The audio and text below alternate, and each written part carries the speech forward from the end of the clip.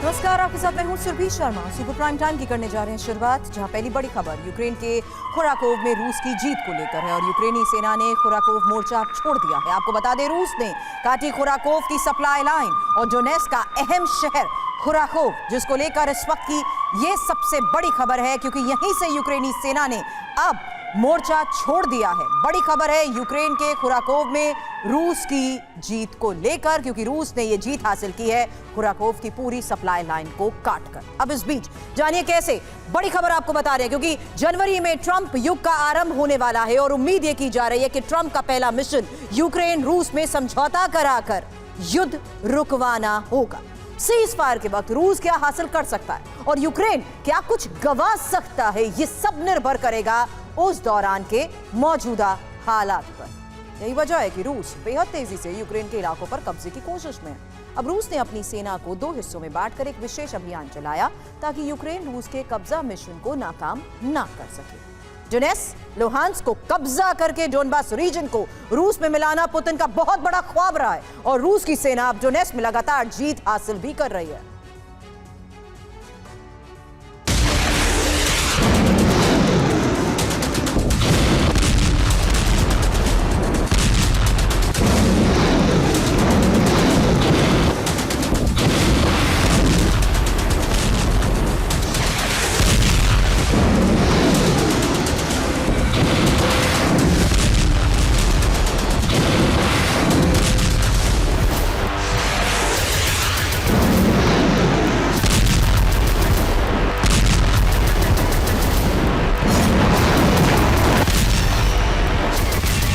ये रूस के मिशन दिसंबर का असर है। ये रूसी सेना को मिले अल्टीमेटम का असर है।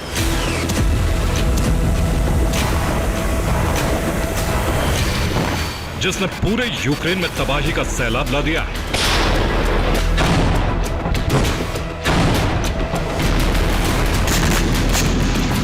एक साथ रूसी फौज ने कई मोर्चे पर यूक्रेनी सेना को कुचलने का अभियान शुरू कर दिया है। लेकिन सबसे अहम है डोनेट्स्क।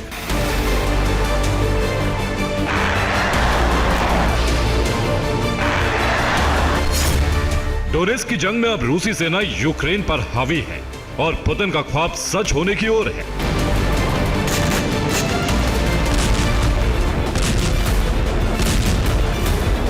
पोक्रोवस्क में रूस ने खुद को विजेता घोषित कर दिया।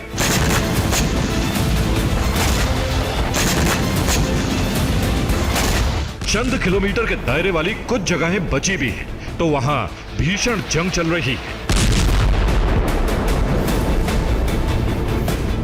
पोक्रोवस्क में रूस की आर्टिलरी, रूस की पैदल सेना और उन्हें मिल रही हवाई मदद, इन सब के सामने यूक्रेन बेहद कमजोर साबित हो रहा है।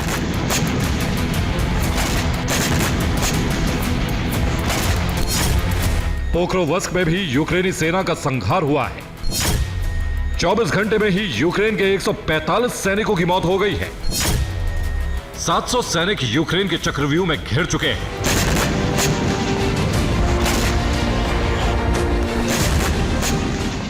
रूस के पास सैनिकों की कमी नहीं, इधर यूक्रेन में गिनती के जवान बचे हैं। नाटो की बेरुखी बढ़ी तो यूक्रेन की शक्ति कम हुई और अब जिस डोनेट्स्क को यूक्रेन मुक्त कराने का मिशन चला रहा था, वो उल्टा साबित हो रहा है।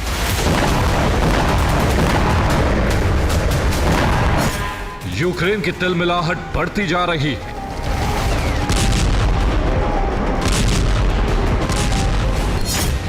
यूक्रेन ने पूर्वी डोनेट्स्क के कमांडर को बदल दिया। नए कमांडर ने रूसी फौज पर नई रणनीति से हमला किया, लेकिन हथियार और सैनिकों की कमी यूक्रेन पूरी नहीं कर सका।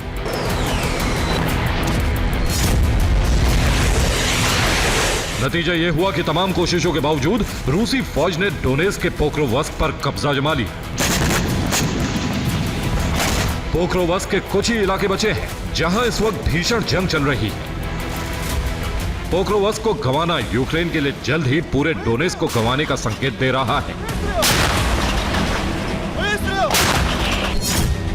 क्योंकि पोक्रोवस्क से ही डोनेट्स्क के बाकी इलाकों में यूक्रेनी सेना तक हथियार पहुंच रहे थे।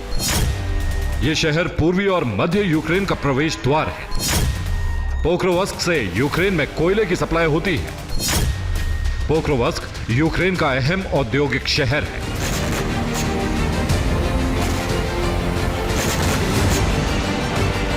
अब पोक्रोवस्क की जंग एक छोटे से इलाके में सिमट कर रह गई है। इस जगह का नाम है कुराखोव। यूक्रेनी सरकार ने पोक्रोवस्क को बचाने के लिए अपनी सेना को डटे रहने का आदेश दिया था, जिसका नतीजा यह हुआ कि यूक्रेन की एक स्पेशल यूनिट कुराखोव में घिर गई। इस यूनिट ने सरकार से 8 बार वापस लौटने का आदेश मांगा था। रूस ने यूक्रेनी सैनिकों को सरेंडर के लिए कुछ घंटे की मोहलत दी है।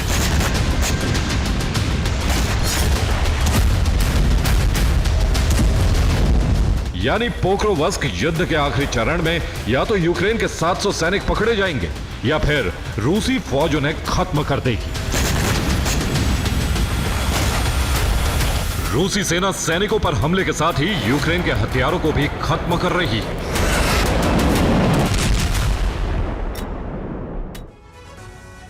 दिसंबर में दिन बीतने के साथ यूक्रेन पर हमले की रफ्तार तेज होती जा रही है। खेरसों में रूसी एयर डिफेंस ने यूक्रेन के फाइटर जेट को भस्म कर दिया। खेरसों में ही यूक्रेन सुखोई 25 से हवाई हमले की कोशिश की थी, लेकिन S-400 एयर डिफेंस की वजह से यूक्रेनी हमला नाकाम रहा।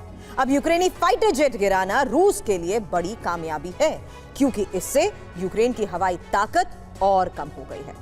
यूक्रेन में रूस खास रणनीति से हवाई हमले कर रहा है। रूस के हमले में यूक्रेन के 3 बड़े हथियार गोदाम नष्ट हो गए हैं। अब रिपोर्ट के मुताबिक तो तीनों गोदामों में यूक्रेन के घातक ड्रोन का भंडार था। यूक्रेन के निप्रोपेट्रोव्स्क, किरोवोग्राद और साथ ही नाइकोलेव के साथ साथ सुमी, पोल्तोवा, खार्किव के लिए हमले का अलर्ट भी जारी हुआ है।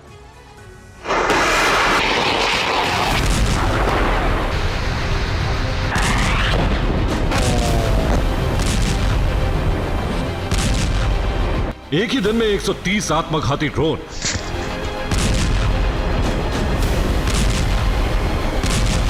कुछ ही घंटों में हवा से मिसाइलों की बौछार।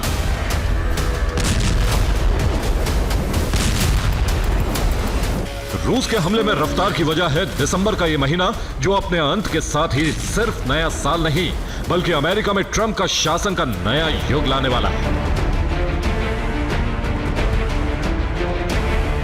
रूस के लक्ष्य का अंदाजा पुतिन के करीब और पूर्व राष्ट्रपति दिमित्री मेदवेदेव की बातों से हो रहा है। उन्होंने कहा है कि यूक्रेन के कई इलाकों का विलय रूस में होने वाला है। कुछ ही दिनों में यूक्रेन के इलाकों पर रूस का कब्जा होगा। खेरसोन, ज़ैपोरिज़िया और डोनबास रूस के हिस्से बनेंगे।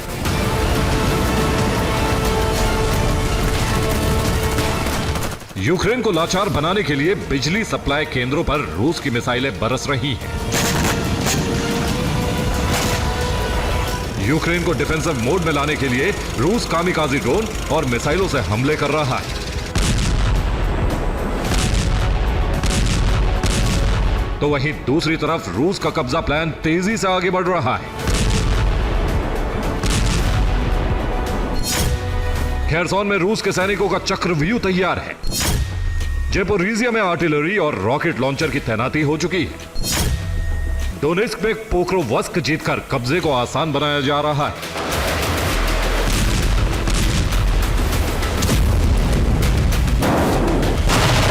विशेषज्ञ मानते हैं कि रूस एक बार फिर यूक्रेन को निप्रो के एक हिस्से में समेटने की कोशिश कर रहा है। यूक्रेन के बड़े शहरों को जीतकर रूस ट्रंप के शपथ ग्रहण से पहले बहुत मजबूत स्थिति हासिल करने की कोशिश में, ताकि युद्ध विराम के समझौते के साथ ही यूक्रेन भविष्य के लिए भी बेहद कमजोर हो जाए। रूस ने इस मिशन के लिए अपनी सेना को 2 हिस्सों में बांट दिया है। रूसी आर्मी का एक हिस्सा यूक्रेन में ब्लैकआउट की कोशिश करेगा, दूसरा हिस्सा यूक्रेनी हथियार गोदामों को नष्ट करेगा। रूस की आर्मी का एक हिस्सा यूक्रेन के अहम ब्रिज को नष्ट करेगा, दूसरे हिस्से को यूक्रेन के सैन्य ठिकानों को जलाने की जिम्मेदारी दी गई है।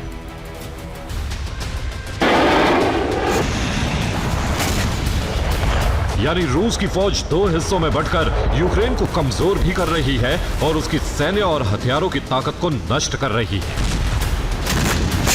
रूस की सेना को सब कुछ तेज रफ्तार से करना है, क्योंकि जनवरी में ट्रंप शपथ लेने वाले हैं। Bureau report, TV9 Bharatvarsh.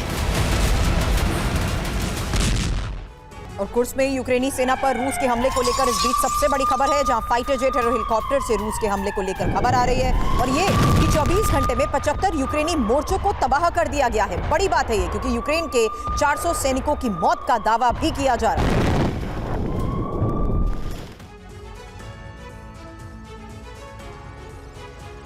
हालांकि ट्रंप की जीत से यूरोप के देश आशंकित तो हैं। EU का मानना है, यूरोपियन यूनियन मानना उनका यह है कि ट्रंप पुतिन की शर्तों पर युद्ध विराम के लिए तैयार हो सकते हैं, जबकि यूरोपीय देश चाहते हैं कि यूक्रेन के लिए अमेरिका की नीति में कोई बदलाव ना हो। इसलिए यूरोपियन यूनियन की आने वाली बैठक में यह प्रस्ताव रखा जाएगा कि यूक्रेन की जंग में यूरोप की सेना को उतार दिया जाए। अब EU देशों के बढ़ते समर्थन के बाद ज़ेलेंस्की का मनोबल भी बढ़ गया है। रूस के साथ साथ यूक्रेन ने चेचन्य पर भी हमले किए हैं। उधर रूसी राष्ट्रपति ने सार्वजनिक मंच से कहा है कि देश की रक्षा के लिए वो कोई भी कदम उठाने के लिए तैयार हैं। अगर यूक्रेन की जंग में यूरोप के सैनिक आते हैं तो ये जंग यूरोप तक फैल सकती है।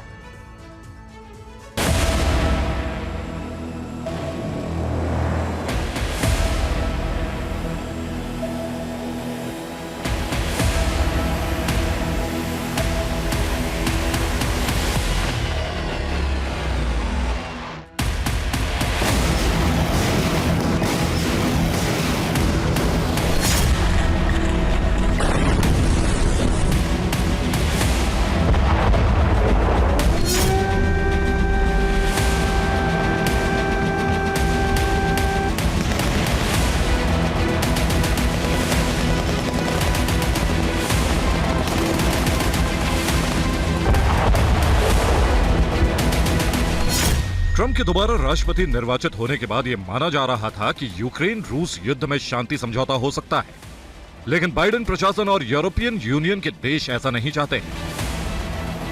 यूरोपियन यूनियन को भय है कि अगर ट्रंप रूस की शर्तों पर युद्ध विराम के लिए सहमत हो जाते हैं तो इससे पुतिन का मनोबल बढ़ेगा और वो भविष्य में यूरोप के लिए खतरा बन जाएगी।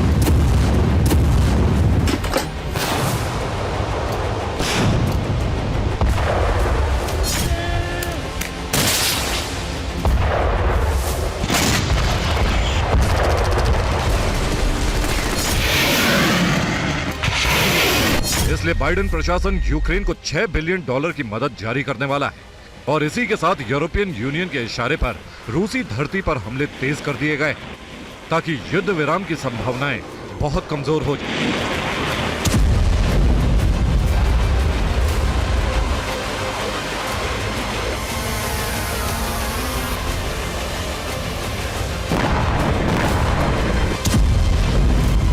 चौदह दिसंबर को यूक्रेन ने रूस की धरती पर ही नहीं बल्कि पुतिन के सहयोगी रमजान कादिरोव की धरती पर भी बड़े हमले किए।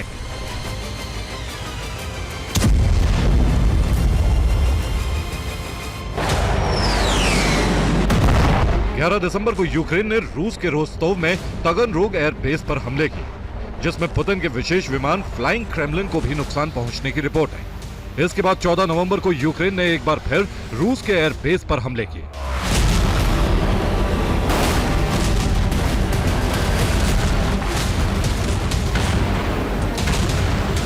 इस बार यूक्रेन का निशाना रूस का क्रिमिस्क एयरफील्ड बना है। यह एयरफील्ड क्रास्नोदर में है और यहां से रूस के विमान यूक्रेन पर हमले करने के लिए उड़ान भरते हैं।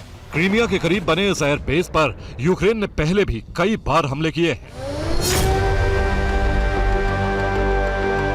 लेकिन 14 दिसंबर को हुए इस हमले में रूस को भारी नुकसान उठाना पड़ा है।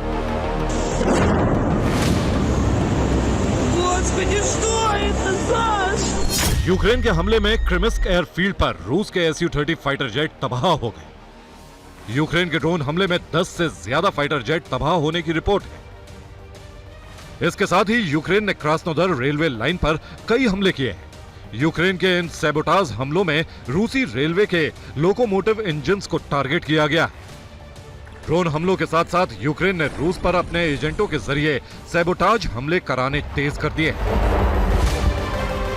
14 दिसंबर को रूस की राजधानी मॉस्को के प्रियाजिनो क्षेत्र में एक निर्माणाधीन इमारत में रहस्यमय तरीके से आग लग गई। यूक्रेन ने सीमा से सटे बेल्गोरोद शहर पर ड्रोन हमले किए। इन हमलों में एक 9 साल के बच्चे की मौत हो गई। इसके साथ ही एक महिला और नवजात बच्चा गंभीर रूप से घायल हो गए। यूक्रेन के हमले से धधकते ओरियोल के ऑयल डिपो की आग 24 घंटे बाद भी नहीं बुझाई जा सकी।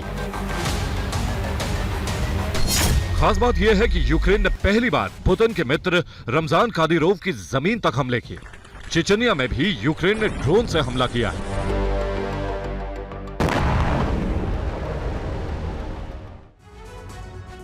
यूक्रेन ने चेचन्या की राजधानी ग्रोजनी पर निप्रो से ड्रोन हमला किया और निप्रो से ग्रोजनी की दूरी 1000 किलोमीटर की है। हमले के लिए यूक्रेन ने E-300 एयरक्राफ्ट ड्रोन का इस्तेमाल किया। दावा ये कि इस ऑपरेशन को यूक्रेनी खुफिया एजेंसी GUR ने डिजाइन किया। ग्रोजनी पर हमले के लिए अमेरिकी सेना ने इंटेलिजेंस इनपुट भी दिया और E-300 ड्रोन यूक्रेनी कंपनी एरो ड्रोन प्रोजेक्ट ने बनाए हैं। आपको बता दें, इस ड्रोन को हथियार डिलीवरी और हमले करने के लिए डिजाइन किया गया है। हालांकि E-300 ड्रोन 300 किलो तक विस्फोटक या सामान लेकर उड़ान भर सकता है। दावा है कि इस एयरक्राफ्ट टाइप ड्रोन की रेंज 1500 किलोमीटर तक है। पहली बार चेचनिया तक यूक्रेन का ड्रोन पहुंचा है और इसके पीछे युद्ध विस्तार की रणनीति काम कर रही है। 30 जनवरी को ट्रंप के शपथ ग्रहण के बाद अमेरिका की यूक्रेन नीति बदल सकती है और उससे पहले यूरोपियन यूनियन के देश चाहते हैं कि जंग को उस स्थिति में पहुंचा दिया जाए जहां से समझौते की गुंजाइश खत्म हो जाए। इसीलिए 18 से 19 दिसंबर को बेल्जियम की राजधानी ब्रसेल्स में EU देशों की मीटिंग हो रही है। ब्रसेल्स की मीटिंग में फ्रांस के राष्ट्रपति इमैनुअल मैक्रो बड़ा प्रस्ताव रखने वाले हैं। रिपोर्ट है कि मैक्रो यूक्रेन में EU सैनिकों को तैनात करने का प्रस्ताव रखने वाले हैं। समझौता होने की सूरत में यूक्रेन की धरती पर EU सैनिकों को पीस कीपिंग फोर्स के तौर पर तैनात किया जाएगा। हालांकि रूस का दावा है कि EU देश अपनी फौज को आधिकारिक तौर पर यूक्रेन युद्ध में उतारने का प्लान बना रहे हैं। 18 से 19 दिसंबर को होने वाली इस मीटिंग में आखिरी दिन यानी 19 दिसंबर को यूक्रेन के राष्ट्रपति व्लादिमीर ज़ेलेंस्की भी शामिल होंगे और EU नेताओं से मुलाकात करेंगे। माना जा रहा है कि यूक्रेन में अगर पीस कीपिंग फोर्स के तौर पर EU की सेना की तैनाती होती है तो रूस और यूरोपीय देशों के बीच जंग की शुरुआत हो सकती है।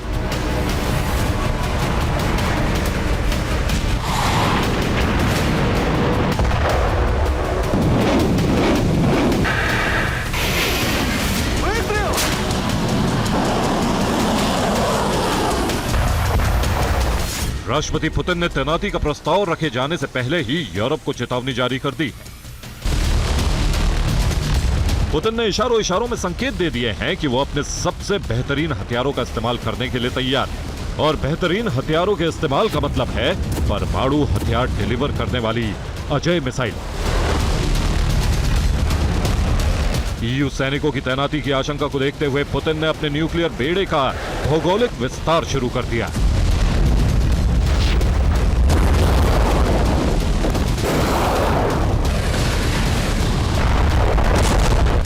रूस की ओरेश्निक मिसाइलों को बेलारूस की धरती पर तैनात कर दिया गया है। बेलारूस में पहले ही रूस के टैक्टिकल न्यूक्लियर हथियार और short range ballistic missile system तैनात है। जरूरत पड़ने पर रूस बेलारूस की धरती से भी मिसाइल हमले शुरू कर सकता है। रूस ने अपने सबसे विनाशक हथियार तैनात कर दिए हैं।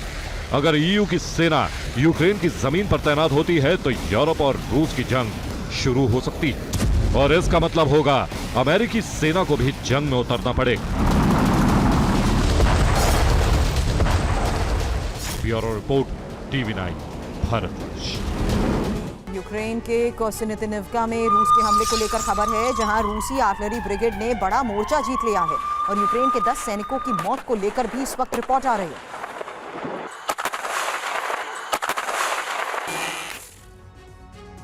आपको बता दें, यूक्रेन और रूस की जंग में दूसरे देशों की सेना का सहयोग, हथियार और ट्रेनिंग के रूप में जिस तरीके से मिल रहा था, यूक्रेन ने पहली बार एक ऐसा दावा किया है जो जंग को और ज्यादा अब भड़का सकता है। दावा है कि नॉर्थ कोरिया के सैनिकों की कुर्स्क के वॉर जोन में एंट्री। जहां यूक्रेनी सेना का कब्जा। और इसके प्रमाण के रूप में उत्तर कोरिया के सैनिकों का बकायदा वीडियो भी जारी किया गया है। यानी युद्ध की स्थिति बदलने का प्रमाण देने की कोशिश हुई है। तो क्या वाकई जंग को विस्तार मिलने वाला है? इस रिपोर्ट से समझिए।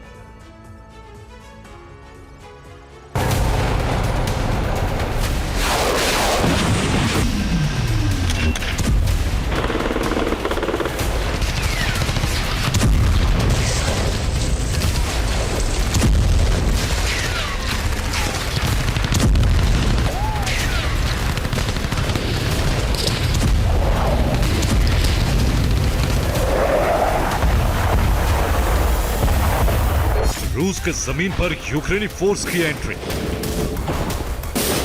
वो भी उस जगह जो रूस के लिए सोवियत संघ के गर्व की यादगार है। ये क्षेत्र है कुर्स्क। यूक्रेनी फोर्स इस क्षेत्र में सिर्फ दाखिल नहीं हुई है, बल्कि रूस को भारी नुकसान भी पहुंचाया है। रूसी सैनिकों की कत्ल-गाह बना दिया।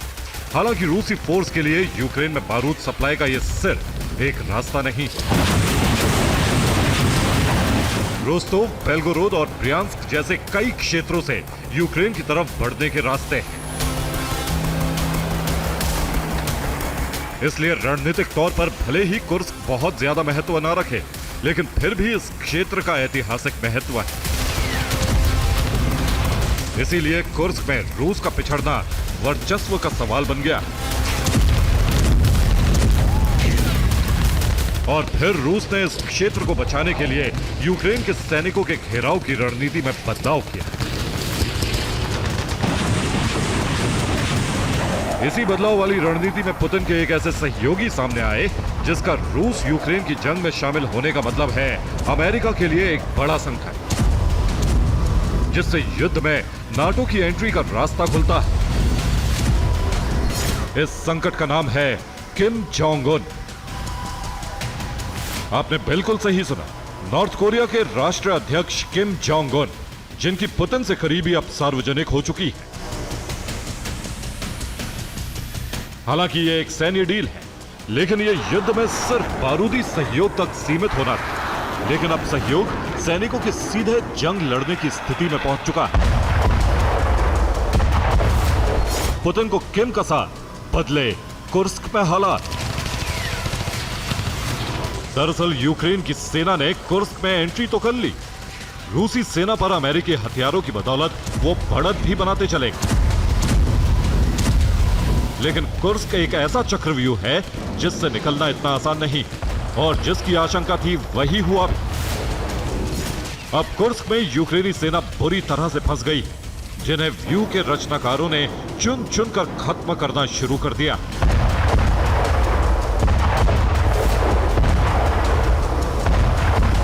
और इसमें मुख्य भूमिका है किम के सैनिकों की, जिसका खुलासा यूक्रेन के प्रेसिडेंट ज़ेलेंस्की ने किया। ज़ेलेंस्की ने दावा किया है कि कुर्स्क की लड़ाई में उत्तर कोरियाई सैनिक शामिल हैं। उत्तर कोरियाई सैनिक यूक्रेनी सेना पर हमले कर रहे हैं। रूस ने उत्तर कोरियाई सैनिकों की मदद से यूक्रेनी सैनिकों को घेर लिया है, और ऐसा करके पुतिन इस युद्ध को विस्तार देने की तैयारी कर रहे हैं। यह सामान्य बात नहीं, क्योंकि यूक्रेन को बैकअप अमेरिका और नाटो से मिल रहा है। लेकिन अब तक नाटो या अमेरिकी सैनिकों के इस जंग में शामिल होने का कोई पुख्ता सबूत नहीं मिला। लेकिन पहली बार ज़ेलेंस्की ने जो दावा किया है, उसके साथ एक वीडियो भी जारी किया गया। और वीडियो ये है जिसमें दावा किया जा रहा है कि रूसी सेना के साथ नॉर्थ कोरिया के सैनिक उन क्षेत्रों की तरफ आगे बढ़ रहे हैं जहां यूक्रेनी सैनिकों का कब्जा है, और वो बर्फबारी का फायदा उठाकर उन पर हमला कर रहे हैं। यह वीडियो भी उसी कुर्स्क का है जिसमें आइस स्केटिंग करते हुए नॉर्थ कोरियन सैनिक रूसी सैनिक के साथ मिलकर आगे बढ़ रहे हैं, और इन्हें बढ़त मिलने का कारण है उन्हें मिल रहे संसाधन। यह वीडियो भी उसी वॉर जोन का है जहां यूक्रेनी सेना के सामने उत्तर कोरियाई सैनिक रूसी फोर्स के साथ मिलकर उतरी है और उन पर घातक हमले हो रहे हैं। हालांकि ये आशंका पहले से थी कि रूसी फोर्स को उत्तर कोरिया लगातार मदद दे रहा है, मिसाइल मेकिंग से लेकर टैंक और आर्टिलरी के गोले भेज रहा है, लेकिन जंग के लिए सैनिक भेजने का कोई प्रमाण नहीं था। और वो इसलिए क्योंकि पुतिन ने नॉर्थ कोरिया से 1 लाख सैनिकों की मांग तो की थी, लेकिन वो सभी इंजीनियरिंग विंग के थे, जिनका इस्तेमाल तबाह हुए क्षेत्रों के पुनर्वास और इंफ्रास्ट्रक्चर को फिर से तैयार करने में होना था। लेकिन इनका इस्तेमाल अब युद्ध में हो रहा है और इसकी आशंका पहले से ही यूक्रेन को थी।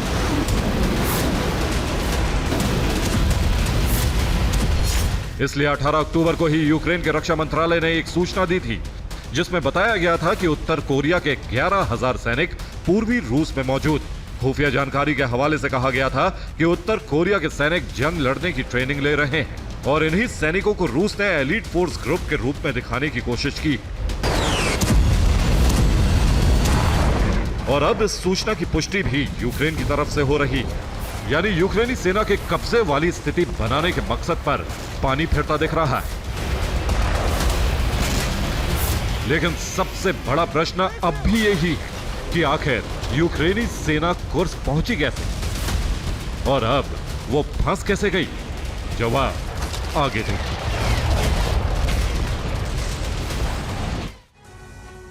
कुर्स्क रूस के लिए ऐतिहासिक गौरव की यादगार शहर है और इसलिए यूक्रेनी फोर्स ने उसे टारगेट बनाया है और फोर्स ने सुमी से अपकूत किया है। यूक्रेनी सेना ने पहले 3 क्षेत्रों सुज्जा, पेलेखोवो और मलाया लोखनिया पर कब्जा किया। इसके बाद इन क्षेत्रों पर काबिज रहते हुए सेना बोलिशु, सोल्देत्स्को और लिस्ता के साथ साथ शेप्तुखोवका की तरफ बढ़ी, जहां उन्हें कामयाबी भी हासिल हुई। यहां से आगे बढ़ते हुए सैन्य टुकड़ियों ने कुर्स्क प्रांत के ओक्स्योब्रिस्की और मेदवेनिस्की के साथ साथ ल्यूबिमोवका पर कब्जा किया, जिसके बाद उनके लिए कुर्स्क के मुख्य शहर पर कब्जा करना मुश्किल नहीं रहा और वो केंद्र तक पहुंच गया। लेकिन कुर्स्क अब यूक्रेनी सेना के लिए चक्रव्यूह बन गया है, जहां पर ज़ेलेंस्की के सैनिक फंस गए हैं, क्योंकि रूस ने सुमी के पश्चिमी हिस्से पर कब्जा जमाकर यूक्रेनी सेना का रास्ता ही बंद कर दिया है। इसके अलावा कुर्स्क को बचाने के लिए नॉर्थ कोरियाई सैनिकों को साथ लेकर रूसी फोर्स रईस्क, बोरिसोवका, कोनिशेवका के साथ साथ उबियान और जोलोथुखिनो के साथ साथ शिग्री तक पहुंच चुकी है, जिससे कुर्स्क पहुंची यूक्रेनी सेना ऐसे घिरी कि अब बच पाना ही नामुमकिन लग रहा है।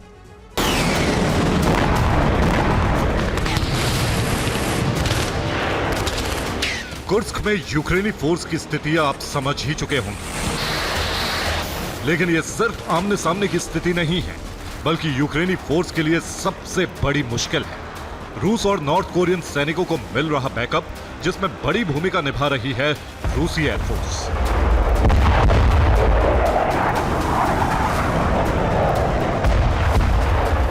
ये वीडियो भी कुर्स्क का है, जिसे यूक्रेनी सेना के चंगुल से आजाद कराने के लिए लड़ रहे जमीनी लड़ाकों को हवाई बैकअप दिया जा रहा है। रूसी फाइटर प्लेन से भीषण हमले किए जा रहे हैं। इन हमलों के लिए रूस Su-35S multi role fighter plane का इस्तेमाल कर रहा है, जिसके टारगेट पर यूक्रेनी सैनिकों की टुकड़ियां हैं और उनकी रक्षा करने वाले बख्तरबंद वाहन। लेकिन सवाल यह है कि आखिर कुर्स्क यूक्रेन के लिए अहम क्यों है और रूस अपने ही कुर्स्क क्षेत्र को रणभूमि में तब्दील क्यों कर रहा है? इन दोनों प्रश्नों के उत्तर भी अलग अलग हैं। दरअसल यूक्रेन के लिए कुर्स्क पर कब्जा क्षमता प्रदर्शन का केंद्र है। यह वही क्षेत्र है जिस पर 1943 में 3 ऑपरेशन चलाए गए थे। यह वही क्षेत्र है जहां सोवियत संघ ने 9 लाख से ज्यादा सैनिक लगाए थे। यह वही क्षेत्र है जहां 1943 में सोवियत सेना ने 10,000 तोप लगाई थी। यह वही क्षेत्र है जहां 2,700 टैंक उतारे गए थे, एयरफोर्स के 2,050 फाइटर प्लेन लगाए गए थे और जर्मन सेना पर जीत हासिल करके फासीवाद का पतन कर दिया गया था।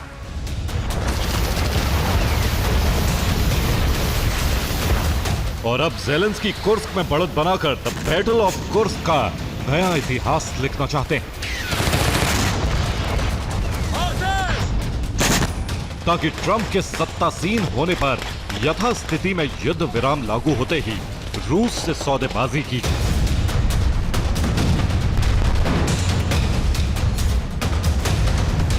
लेकिन पुतिन और किम की सेना साथ मिलकर वॉर फ्रंट की पूरी स्थिति बदलना चाहते हैं ताकि यूक्रेन पर दबाव बना रहे। Bureau report, TV9 Bharatvarsh. बड़ी खबर खार्किव में रूसी डिफेंस के एक्शन को लेकर है, जहां यूक्रेन का MiG-29 जेट गिराया गया है और यूक्रेन के 4 हाइमार सिस्टम भी नष्ट कर दिए गए हैं।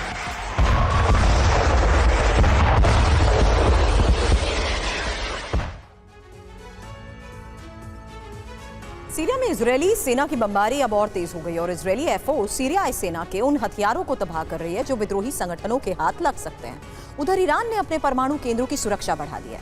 ईरान को डर है कि सीरिया के बाद इजरायल और अमेरिका उसके परमाणु कार्यक्रम को समाप्त करने के लिए सैन्य अभियान शुरू कर सकते हैं। तो सवाल यही है कि क्या सीरिया के बाद इजरायल और अमेरिका का अगला टारगेट ईरान है?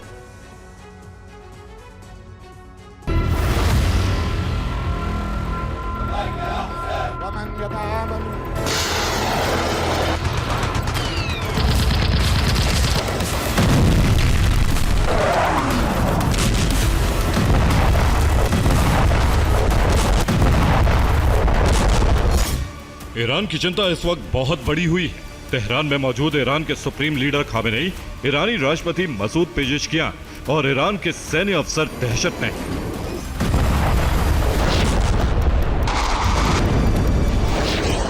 ईरानी इंटेलिजेंस को खुफिया इनपुट मिला है कि सीरिया के बाद इजराइल और अमेरिका ईरान के खिलाफ सैन्य अभियान लॉन्च कर सकते हैं।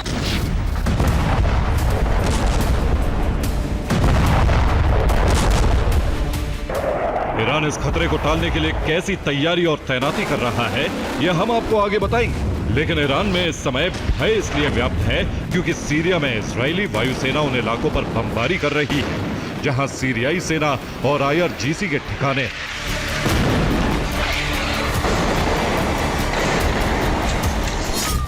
इजराइल ने दमिश्क, होम्स और हमा में सिर्फ 4 घंटे के अंदर 52 एयर स्ट्राइक की। ये मिसाइल वर्षा रूस और सीरिया की संयुक्त सेना, जिसे सीरियन अरब आर्मी कहते हैं, उसके ठिकानों और हथियार गोदामों पर की गई। इजरायली सेना के मुताबिक उसके हमले में सभी टारगेट पूरी तरह से ध्वस्त हो गए। इजरायली एयरफोर्स इसी तरह सीरिया में हर उस प्रांत में हमले कर रही है जहां सीरियाई सेना के ठिकाने और हथियार डिपो।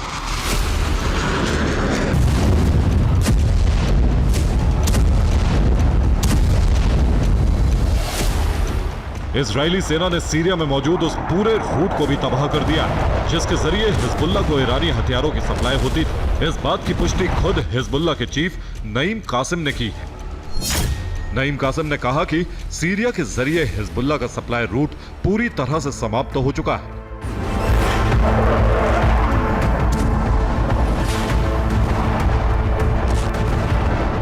हथियार सप्लाई रूट ध्वस्त हो चुका है, लिहाजा हिजबुल्लाह के अस्तित्व पर अब तक का सबसे बड़ा खतरा मंडराने लगा है।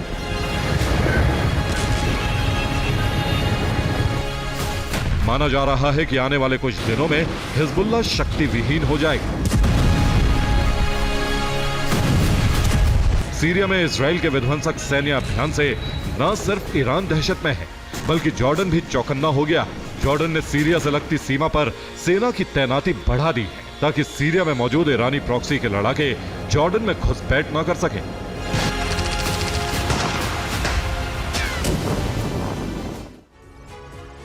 सीरिया में अब जो नए समीकरण बने हैं उससे सीरिया का नक्शा बदल सकता है। सीरिया को 3 हिस्सों में बांटा जा सकता है। सीरिया के तीनों हिस्सों पर 3 अलग अलग देशों का नियंत्रण हो सकता है। ये देश हैं तुर्की, इजराइल और अमेरिका। उत्तरी सीरिया में अमेरिका समर्थित गुट सीरियन डेमोक्रेटिक फोर्स यानी SDF ने तुर्की के सामने सरेंडर कर दिया। ऐसे में अब इस इलाके पर तुर्की कब्जा कर सकता है। उत्तर पूर्व के हिस्से पर अमेरिकी बेस है।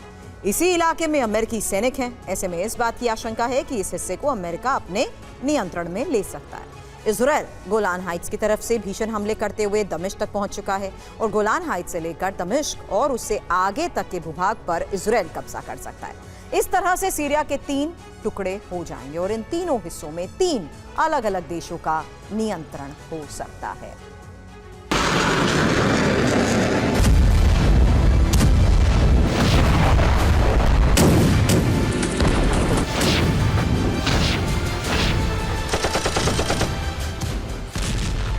सीरिया के 3 टुकड़े होने और उन तीनों टुकड़ों पर 3 देशों का कब्जा होने की आशंका तब और बढ़ गई जब तुर्की के राष्ट्रपति एर्दोआन ने कहा कि आने वाले वक्त में सीरिया के कई प्रांतों पर तुर्की का कब्जा हो सकता है। साफ है कि तुर्की की मंशा भी सीरिया की जमीन को कब्जाने की है। उधर अमेरिका सीरिया में उन इलाकों पर कब्जा करता जा रहा है जिन इलाकों को रूसी सेना छोड़ रही है। यही वजह है कि सीरिया पर 3 देशों के कब्जे का खतरा बढ़ता जा रहा है।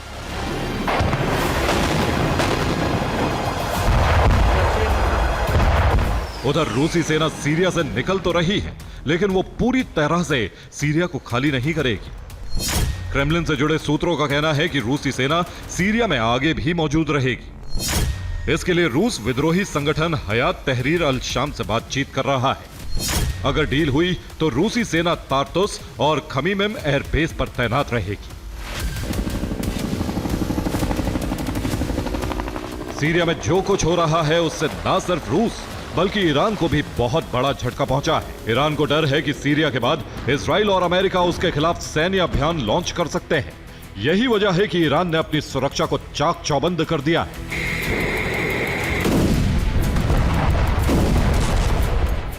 ईरान अपने परमाणु केंद्रों को सुरक्षित बनाने में जुट गया है।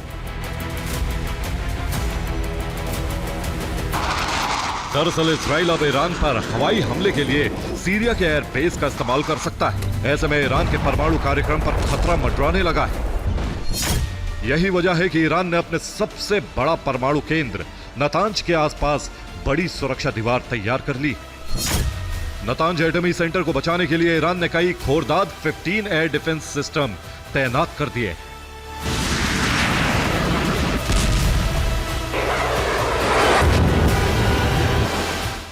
लेकिन सच यह है कि अगर इजराइल और अमेरिका ने ईरान के परमाणु ठिकानों पर धावा बोला तो वो अपने एटमी मिशन की रक्षा कर पाएगा।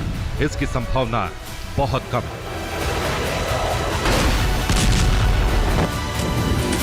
Bureau report, TV9 Bharatvarsh.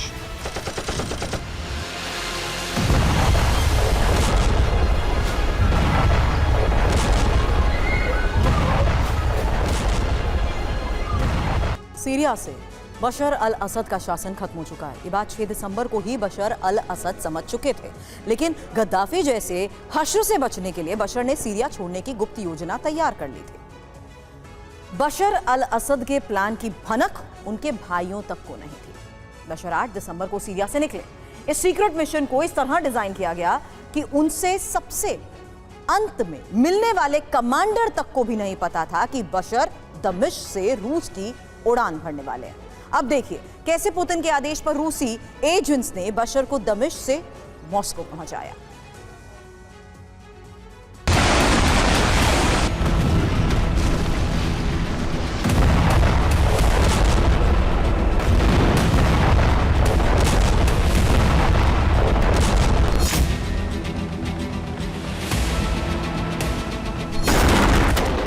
दिसंबर को ही सीरिया की राजधानी दमिश्क में विद्रोहियों ने प्रवेश किया और 8 दिसंबर की सुबह बशर शासन का अंत हो गया। 6 दिसंबर की शाम को ही बशर अल असद ये सच जान चुके थे, लेकिन उन्होंने अपने करीबियों को यही दिखाया कि दमिश्क से पहले ही विद्रोहियों को रोकने का इंतजाम हो चुका है। 7 दिसंबर की शाम को बशर अल असद ने रक्षा मंत्रालय में 30 कमांडरों की बैठक बुलाई। बैठक में कहा कि रूस सैन्य मदद भेज रहा है, विद्रोहियों को बहुत जल्द खत्म कर दिया जाएगा। बैठक के बाद बशर ने अपने प्रेसिडेंट ऑफिस मैनेजर को कहा कि वो घर जा रहे हैं। घर निकलने से पहले बशर ने अपनी मीडिया एडवाइजर बथाइना शाबान को कॉल किया। बशर ने शाबान को भाषण लिखने के लिए अपने घर बुलाया। यह संकेत थे कि बशर अल असद अपनी जीत को लेकर आश्वस्त है, लेकिन पर्दे के पीछे कुछ और ही खेल चल रहा था। एक हेलीकॉप्टर के जरिए बशर ने अपने बॉडी डबल को घर से रवाना किया और खुद दमिश्क के एयरपोर्ट पर पहुंच गए। बशर अल असद घर न जाकर दमिश्क के एयरपोर्ट पर पहुंचे और रूसी इल्यूशन 76 में सवार हो गए। 8 दिसंबर की सुबह सीरियन समय के मुताबिक 3:59 पर बशर ने उड़ान। हालांकि बशर के 2 कमांडरों का दावा है कि बशर ने रविवार 9 दिसंबर 2024 को दमिश्क एयरपोर्ट से उड़ान की। बशर का विमान भूमध्य सागर तट पर उड़ान भरता रहा, जो बशर समुदाय की आबादी वाला इलाका है। इसी क्षेत्र में रूस के खमीमेम एयरबेस और तार्तुस नेवल बेस है। हालांकि बशर के विमान ने यू टर्न लेकर होम्स की तरफ उड़ान भरी। सुबह 4:39 पर प्लेन का सिग्नल मिलना बंद हो गया। उस वक्त बशर का विमान होम्स से 13 किलोमीटर दूर था। उस वक्त विमान केवल 1625 फीट यानी 495 मीटर की ऊंचाई पर उड़ान भर रहा था। विमान के नीचे उड़ने की वजह उसमें लगा पुराना ट्रांसपॉन्डर बताया गया। कहा गया कि ट्रांसपॉन्डर से गलत डेटा मिल रहा था। माना जा रहा है कि विमान पर जीपीएस जैमिंग हमला भी हुआ हो। हालांकि बशर सुरक्षित रूस पहुंच गए। बशर अल असद के घर के स्टाफ को भी प्लान की जानकारी नहीं थी। खानसामा ने खाना भी बना लिया था, लेकिन बशर घर नहीं पहुंचे। 6 दिसंबर को पुतिन ने बशर को मॉस्को लाने के प्लान पर साइन किया। रिपोर्ट है कि होम्स के बाद बशर का विमान खमीमेम एयरबेस पर पहुंचा और यहां से मॉस्को के लिए उड़ान भरी। असद ने अपने छोटे भाई माहिर को भी सीरिया में छोड़ दिया। माहिर हेलीकॉप्टर के जरिए इराक पहुंचा और वहां से रूस। बशर के चचेरे भाई एहाब और एयाद मखलूफ को भी उनके सीरिया छोड़ने की जानकारी नहीं थी। दोनों चचेरे भाइयों को विद्रोहियों ने लेबनान में घुसने की कोशिश करते हुए पकड़ लिया। एहाब की गोली मारकर हत्या कर दी गई, जबकि एयाद गंभीर रूप से घायल।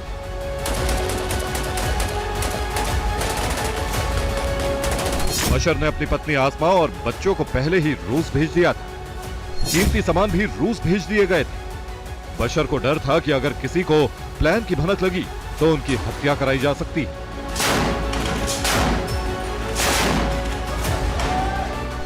इस तरह बशर चुपचाप सीरिया से मॉस्को पहुंच गए। Bureau report, TV9 Bharatvarsh. माना जा रहा है कि जनवरी में गाजा में युद्ध विराम की कोशिश कामयाब होगी, लेकिन उससे पहले गाजा में विध्वंस जारी है। हमास के लड़ाके अभी भी इजरायली सैनिकों पर गुरिल्ला हमले कर रहे हैं और बौखलाहट में इजरायली सैनिक ताबड़तोड़ प्रहार कर रहे हैं। स्कूल और रिफ्यूजी टेंट्स पर भी बमबारी को लेकर खबर है। हमास ने दावा किया है कि इजरायल जानबूझकर गाजा में बंधकों को भी खत्म कर रहा है।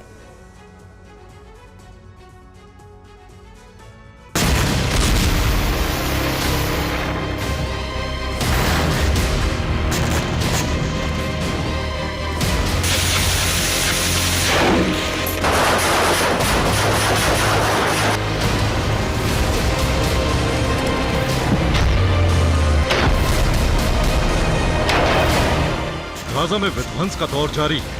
धमाकों के शोर के बीच ना तो इजरायली सेना बंधकों को छुड़ाने में कामयाब हो रही है और ना ही हमास के लड़ाकों के हमले रुक रहे हैं।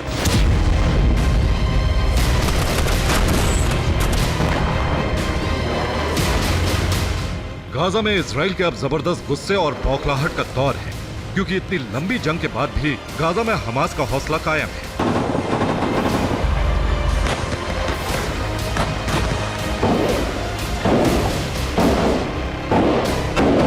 ये जबालिया कैंप का इलाका है, जहां इजरायली सेना कई महीने से ऑपरेशन चला रही है।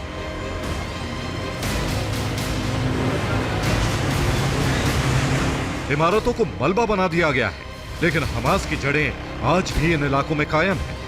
टूटी हुई इमारतों से अचानक रॉकेट प्रहार हो रहा है।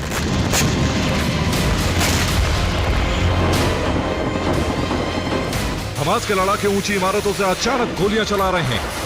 जबालिया कैंप में इजरायली सेना पर कई हमले हो चुके हैं। इमारतों के भीतर से हमास के लड़ाके सेना पर नजर रख रहे हैं।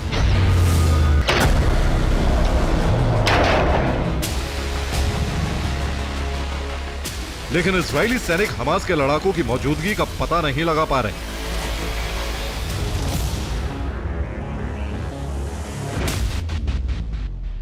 यही वजह है कि मौजूदा दौर में भी इजरायली सेना के टैंक और ट्रक को भी नष्ट किया जा रहा है। इस बीच अल कसाम ब्रिगेड ने इजरायली सरकार पर गंभीर आरोप लगाया।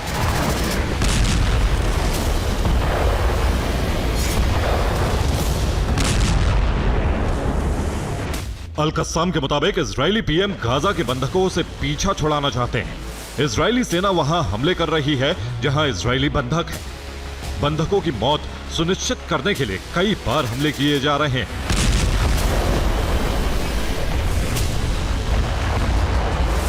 अल कस्साम ब्रिगेड का दावा है कि इजरायली सेना को जहां भी बंधकों की जानकारी मिलती है वहां सेना रेस्क्यू ऑपरेशन चलाने के बजाय सब कुछ नष्ट करने के मकसद से हमला करती है।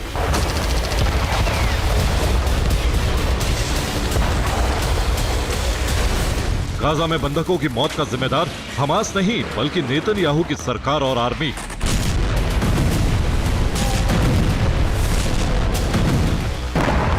हालांकि पीएम नेतन्याहू ने इन आरोपों पर सफाई दी। नेतन्याहू ने कहा है कि हमास झूठ फैला रहा है और मनोवैज्ञानिक हमले कर रहा है। मैं शुरू से बंधक और उनके परिवारों के साथ हूं। और एक खास रिपोर्ट आपको दिखाते हैं जिसमें समझिए कैसे सोवियत संघ का भले ही विघटन हो चुका हो, लेकिन पुतिन अपना प्रभाव उन हिस्सों पर आज भी रखते हैं जो कभी संघ में शामिल थे। और इन देशों में अंदरूनी संघर्ष की वजह भी यही है। एक पक्ष यूरोप की ओर आकर्षित है तो दूसरा रूस की तरफ। जॉर्जिया में चुनावी प्रक्रिया के बीच शुरू हुआ संघर्ष का कारण भी यही है और अब ये संघर्ष गृह युद्ध की दिशा में बढ़ रहा है। आखिर स्थिति इतनी कैसे बिगड़ी, इसी खास रिपोर्ट से समझिए।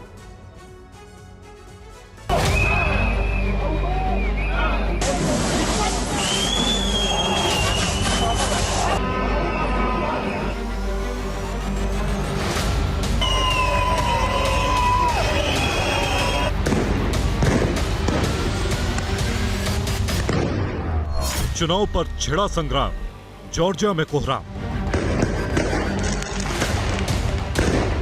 जो लोग नहीं चाहते थे वही हुआ और जॉर्जिया में विरोध का नया दौर शुरू हो गया।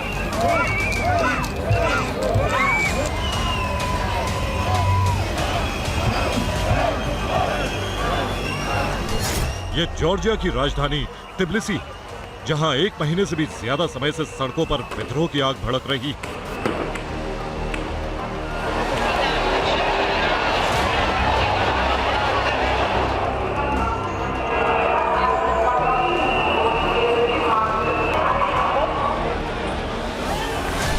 ये विद्रोह था नई सरकार के खिलाफ, जिसे और ज्यादा भड़का दिया है राष्ट्रपति के चुनाव।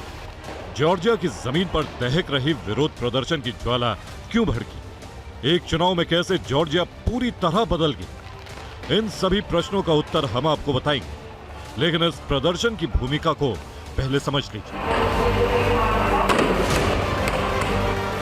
ये जॉर्जिया के नवनिर्वाचित राष्ट्रपति मिखाइल कावेलशिवली और इनके निर्वाचन की प्रक्रिया ऐसी है जिसने जॉर्जिया का इतिहास बदल दिया। यह पहली बार है जब जॉर्जिया में किसी राष्ट्रपति को सीधे वोट से नहीं बल्कि निर्वाचन मंडल ने चुना।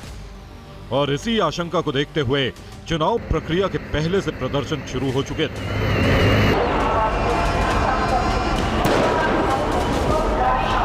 लेकिन ऐसा क्यों? जॉर्जिया में जॉर्जियन ड्रीम पार्टी पुतिन समर्थक है। फरवरी में हुए चुनाव में जॉर्जियन ड्रीम पार्टी के ही इराकली कोबाखेड्जे प्रधानमंत्री निर्वाचित हुए। लेकिन जॉर्जिया में ही the way of Georgia party Europe समर्थक है और 2018 से अब तक इसी पार्टी की सैलोम जोराबिचविली राष्ट्रपति रही। पर अब सीधे वोटिंग के बजाय निर्वाचन मंडल ने नया राष्ट्रपति भी जॉर्जियन ड्रीम पार्टी के मिखाइल कावेलशिवली को चुना है, जिससे जॉर्जिया के यूरोपियन यूनियन में शामिल होने की उम्मीद खत्म हो गई। इसी आशंका को देखते हुए राष्ट्रपति चुनाव की प्रक्रिया को लेकर ईयू समर्थक लोगों ने तिबिलिसी में प्रदर्शन शुरू किया था और नए राष्ट्रपति के निर्वाचन के बाद प्रदर्शनकारी भड़क गए हैं। यानी यह स्थिति रूस के लिए फायदेमंद है। इसलिए पुतिन विरोधी इस चुनाव प्रक्रिया को जॉर्जिया के लिए काला अध्याय बता रहे हैं, जबकि नई प्रक्रिया से हुआ राष्ट्रपति का चुनाव भी निर्वाचन मंडल पारदर्शी बता रहा है।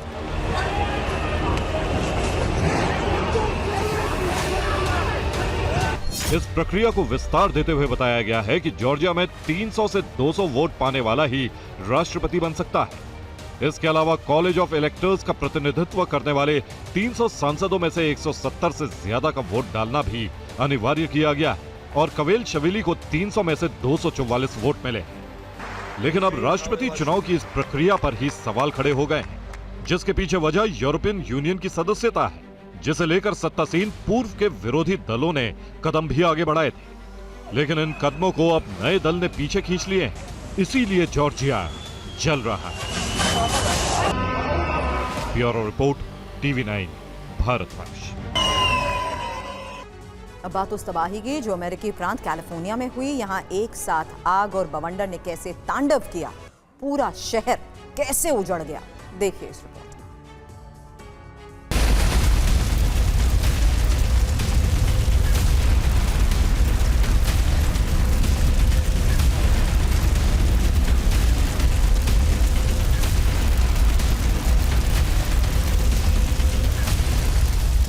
तेज हवाएं चल रही हैं और जंगल की आग को लगातार विकराल करती जा रही हैं। विनाश का ऐसा बवंडर आया जिसने पूरे शहर को तहस नहस कर दिया। एक शहर में आग का आतंक है तो दूसरे शहर में बर्बादी वाला बवंडर है। यह अमेरिका के कैलिफोर्निया प्रांत की तस्वीर है जो कुदरत के कोप से बुरी तरह से दहल गया है। कैलिफोर्निया में जिस वक्त जंगल जल रहा था उसी वक्त बवंडर आ गया। उसके बाद जो कुछ हुआ उसकी डराने वाली तस्वीरें आपके सामने हैं। मलीबू के जंगलों में जो आग भड़की है उसमें 4000 एकड़ का इलाका जलकर खाक हो चुका है। इस आग में जंगल में बनी 12 इमारतें भी जल चुकी हैं। 2000 फायर फाइटर आग बुझाने में जुटे हैं। हेलीकॉप्टर से पानी की बरसात की जा रही है।